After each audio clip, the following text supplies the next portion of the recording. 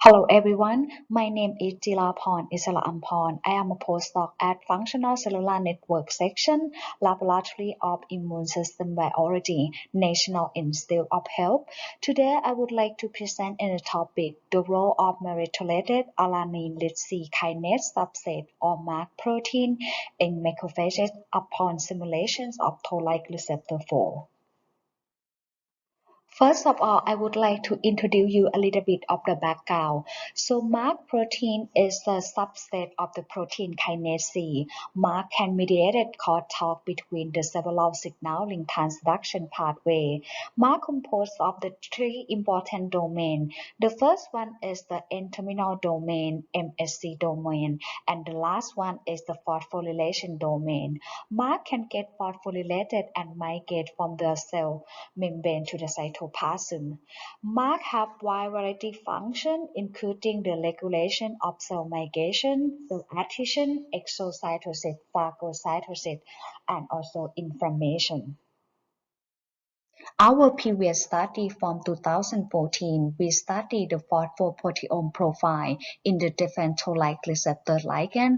What we found is that we found the serine 160 are upregulated during the LPS stimulation. The functions of the MARCK protein still remain unclear. That led to our research question. So we have two research questions. The first one is what is the role of MARCK during LPS stimulation in macrophages? And next, what is the role of the phospho-MARCK on the serine 163 upon the LPS stimulation?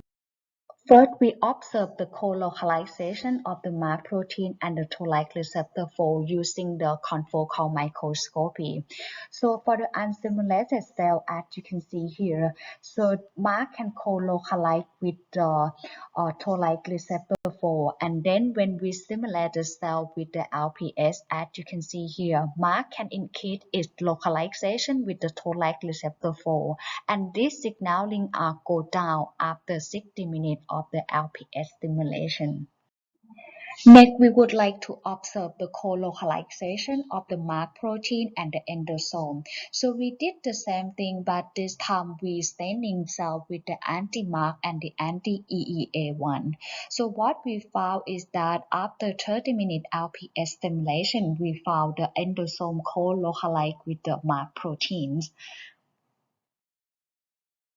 To study the function of the MARCK protein, so we use the PKC inhibitor pre-treatment with the macrophages, and then we stimulate the cell with LPS and measure for the IL-6 and TNF level. So as you can see here, after the PKC inhibitor treatment, so we can see the downregulation of the IL-6 and the TNF alpha cytokine production. Next, we use the CRISPR Cas9 to generate MARCK knockout macrophages, and we validate the result using the Western blot analysis. So in the picture, as you can see here, when we knock out the MARCK protein, the level of the MARCK protein are disappear, and these results are indicated in the two independent experiments. So next, we would like to investigate the proteome profile between the wild type and the knockout. So what we did is that we used the wild type and the knockout, then we stimulate the cell with the LPS for 6 hours. After that, we perform the in-cell digestion and we isolate for the peptide. And then we put 1 microgram of the peptide to the mass spec, and the results were analyzed using the proteome discoverer program.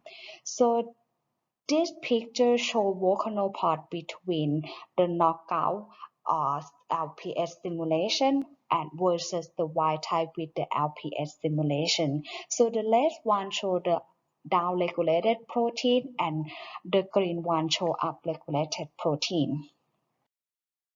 Then we perform the goal enrichment analysis using up and down regulated protein.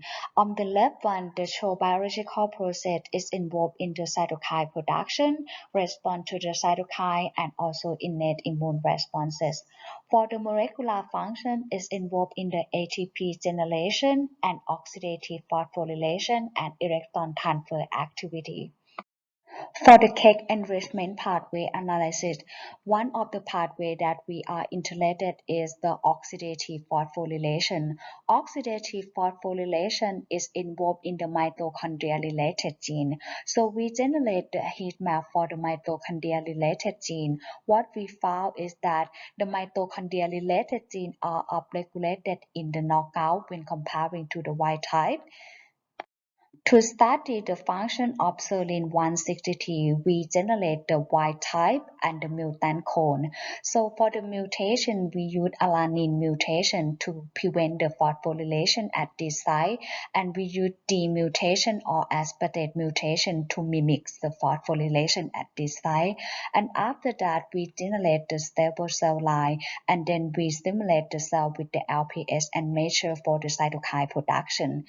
As you can see here, the level of the TNF cytokine comparing between wild type and a knockout. When we knock out MARCK protein, the TNF cytokine are downregulated, and this phenomenon can rescue by when we put the MARCK back, as you can see here. And when we get rid of the phosphorylation site on the mutation, the cytokine are downregulated again. And when we mimic the phosphorylation using the mutation, the cytokine are upregulated, and in the mutation we found the highest level of the TNF cytokine production.